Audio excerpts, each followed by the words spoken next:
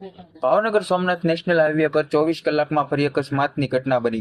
રાજુલાના દાતરડી ગામ નજીક અકસ્માત સર્જાયો। બાઇક અને બોલેરો વચ્ચે અકસ્માત સર્જાતા બાઇક સવાર બંને વ્યક્તિના મૃત્યુ નિપજ્યા હતા। અકસ્માતમાં ખીમાભાઈ કવાડ ઉંમર વર્ષ 65 ઘટના સ્થળે મોત નિપજ્યું હતું। ગંભીર ઇજાગ્રસ્ત પિયુષભાઈ કવાડને ઉંમર વર્ષ 23 મહુવા હનુમત હોસ્પિટલ ખાતે પહોંચતા જ મોત નિપજ્યું હતું।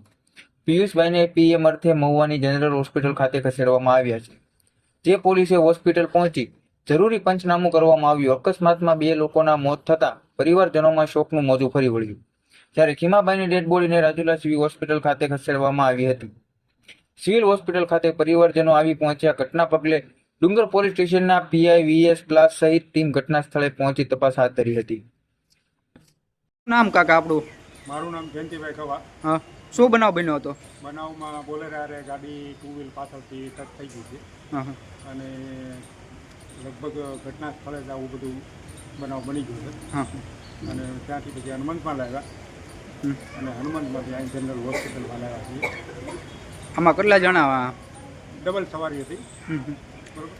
એક મોટી ઉંમરના ભાઈ હતા, હા હા, એ રાજુલા આગળના ગામડાના હતા, અને આ એક અમારો બાબલો હતો। આમાં કેટલા જણા ઓફ થઈ ગયેલા છે? 2 જણ। 2 જણ। આમાં તમારે પોલીસ ફરિયાદ કરવાની છે આ બારામાં?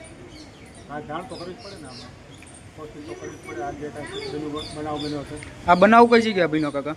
રાજુલાથી દાતરડીના પુલ આગળ, ઓકે, રાજુલા જતા।